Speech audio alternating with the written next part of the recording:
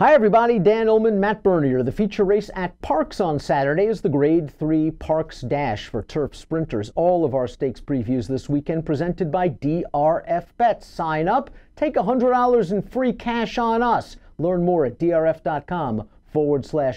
Here's the field for the Parx Dash, and Matt, the obvious statement is that the number 4 Pure Sensation is the horse to beat. Heck, he's going for a three-peat in this race, and not only that, he is a perfect 4 for 4 at Parx and is coming off a triple-digit Beyer speed effort in the Jaipur on the Belmont Stakes undercard. Yeah, like you said, he's very obviously the horse to beat in here. You brought up all the reasons. He's 4 for 4 at Parx. I also think this little turn back in distance is going to help him a lot. Instead of going 6 furlongs like he did in that Jaipur, now you get back to 5/8, which it really feels like that's what his bread and butter is. If he runs anything close to his best race, everyone else is running for second. Do you worry a little bit about a bounce? He ran so hard in the Jaipur, there really wasn't much of a gallop out. And while going back over my trick notes and formulator, he really isn't a gallop out specialist. I do wonder if maybe second off the layoff, only one slow half-mile breeze after that, he is a candidate for a bounce. But again, he's the horse to beat and is a must-use in any kind of multiple race wager. Yeah, I was going to say, I mean, this is one of those things you got to pick your poison. I understand. I think that's not a crazy stance to take, that if you think that he's going to have a regression because he ran as hard as he did and as well as he did, and it's worth noting that fourth place finisher Holding Gold, he came back and he earned a 99 in his next start in the Highlander. But I kind of feel like this is a horse that he's at least shown in the past the ability to take a decent step forward, or at least run comparable to the way that he did off the bench in the second start off the layoff. So again, it's really just boils down to, I think you got to use him in any sort of multi that you play. If you want to take a stand against him, I think it's just more a matter of you don't want to take the price that he's likely to offer.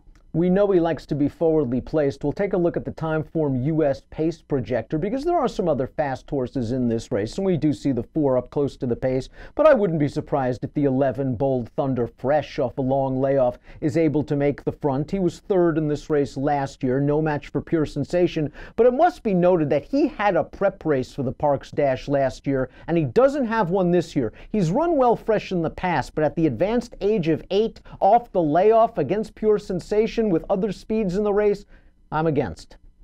I'm with you. Bold Thunder has always been, even when he was at his best a few years ago, he was always a tough one to trust because you never knew what you were going to get out of him, whether he got a little bit goofy with his leads or he just lost races he wasn't supposed to lose. I agree with you. He's probably going to be fresh and keyed up, ready to go off the bench, and it's nice to know that he's run well fresh in the past, but at the same time, at 8 years old, I don't like the way this thing sets up for him. If this pace is faster than expected, it could really set up for the 6 Oak Bluffs, who's in career form for trainer Mary Epler. He's won 2 out of his last 3 races. He scored at the Pennsylvania Governor's Cup. He just got a great ride from Paco Lopez. He was down inside and he got steadied and shuffled a little bit, but Paco really didn't panic. He stayed inside until he was able to ease out an upper stretch, and I thought he won that race very comfortably. Again, this is a 16-time winner. Interesting that it'll be his first ever race at Parx. Yeah, that's an unknown until they actually prove that they can handle a racing surface. But like you say, he's in career form right now. I liked everything about that Pennsylvania Governor's Cup. And really, I can't knock any of his past 5 or 6 starts. He shows up and runs each and every time. This distance, certainly not an issue for him. He's 10 of 24 lifetime. And I kind of feel like he's another horse that if you think for some reason this pace heats up and maybe you're not going to get the best version of Pure Sensation, perhaps Oak Bluffs is the most logical alternative. Even if the pace is fast, though, it's going to take a lot for the number 2 Dubini to overcome this pace projector, and that's just him. He's a one-run closer sprinting on the turf, and that's usually not a recipe for success. That being said, he has run well in 2 of his last 3 turf sprints. I thought he had a shot at it with an inside-out trip against Oak Bluffs last time out, and he kind of hopped back to his left lead late. He's going to need maybe a supersonic pace and a lot of racing luck. Yeah, he's going to need a real meltdown. I like this horse. I think he's honest and shows up with a decent run more often than not. But you bring up a key point for me anyway. 5/8 of a mile. Popping back to your left lead for the final 8, that's not necessarily a recipe for success, especially if you're coming from out of it. To me, this is the kind of horse that he's best used underneath. Pool Winner was 4th in this race last year, and there were some concerns that I had that he was going off form. I liked him last time out in the Pennsylvania Governor's Cup, and at least showed he could still run. He still has a little bit of that early speed if he needs it. No match for Oak Bluffs and Dubini in the lane, but Pool Winner on his very best day, at a price, he can be competitive against these kind of horses. Yeah, I don't see any reason why he couldn't get a piece in here. You see that he's never been out, or he's 4 for 5 as far as in the money finishes are concerned at Parx. This distance is really what he loves. And I agree with you. I like the fact that he was as game as he was. He didn't completely wilt the way that some other horses probably would have in that Pennsylvania Governor's Cup. And it is worth noting for all three of those horses that are coming out of that race, the 8th place finisher was the next out winner with an 86 buyer. So the race, although there's only been 1 or 2 horses to come back, it's at least been a productive race so far. Vision Perfect could easily win this race. He's going out for one of the red-hot trainers in the entire game in Jason Service, who's winning with about 35% of his runners for the entire year. He's coming out of a very salty race where he was the beaten favorite at Churchill Downs.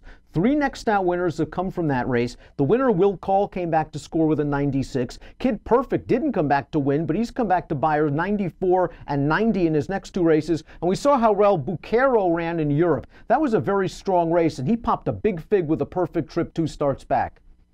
Yeah, you know, Vision Perfect was the tough one for me to make a decision on because you're right. That race that he ran at Churchill, it's come back very, very strong, arguably one of the better turf sprints. And again, it's nice to know that some of these horses can run at Churchill Downs.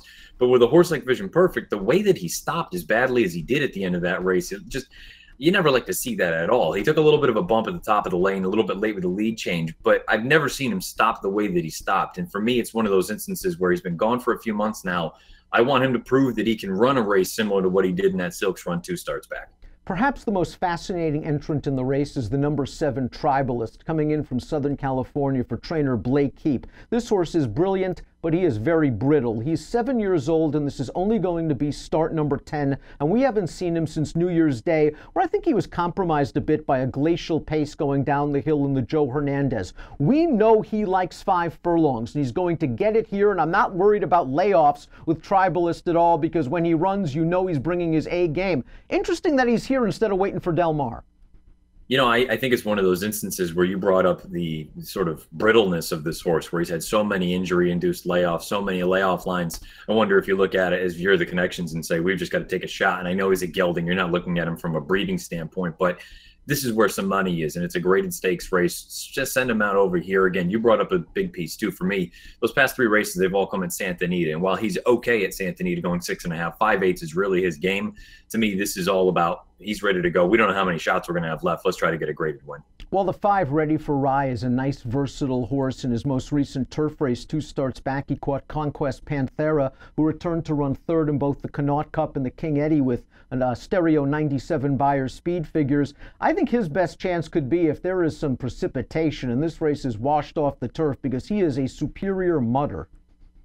Yeah, and it also feels like at this point in his career that it just, you need an instance like that where you need moisture in the racetrack for him to run his best, because his best on dry dirt right now isn't great, and his best on turf, frankly, isn't all that good right now. It is worth noting, though, you brought it up, that run 2 starts back. You've had 5 horses exit that race to earn buyers north of 90 in their next start. So at least he was keeping good form in that most recent turf run. Several horses are coming out of a local prep, an optional claiming race on June the 17th. It was won by Nice Tune, but I thought Foreman the Foreman, breaking from the inside post, might have run the best race, because he did all the dirty work on the lead, and Nice Tune, the winner, and Uncle Leo, the 3rd place finisher, sort of picked up the pieces. The worry with Foreman the Foreman is many-fold. He's got to break from the inside with speeds all around him, and he's got to take a big step up in class, and his buyers are really light.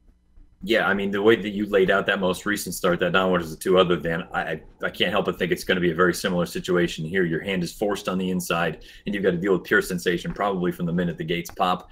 I just think it's a lot to overcome. And the outsider in the field might very well be the number 3, Louisiana Brown, who won his most recent turf start, but that was at Indiana Grand going 5 furlongs with only an 85 buyer. And again, he's a forward type that he's going to be catching some speed that he's never seen before. Yeah, and really, I think that's when you make that sort of class differentiation here with these sort of horses. At 5/8 of a mile, it's one thing to be a speed against lesser. When you face real other quality speed, that's when you can crack, and I don't think he's got a big chance. Let's take a look at our top selections for the Grade 3 Parx Dash. We're not going to get too clever in here. We're going to go with the 4 Pure Sensation. I'm going to use Dubini from the back of the pack underneath. I think he could certainly get a piece of this. I'll also use the 6 and the 10. So it's 4, 2, 6, 10 for me. Matt, give me numbers. I'm going to go 4, 6, 7, 2. I think we look at the race very similarly, where, again, if Pure Sensation shows up with his A game, he's clearly the best horse in the race, but even his B game might be good enough to win. He's looking to win the Parx Dash for the 3rd consecutive year. Race number 8 at Parx on Saturday is the Parx Dash. You can bet it with a new DRF bet account and the $100 in free cash that goes along with it. Learn more at drf.com/bet. Approximate post time for the Parx Dash, 4:04 Eastern on Saturday afternoon. Best of luck.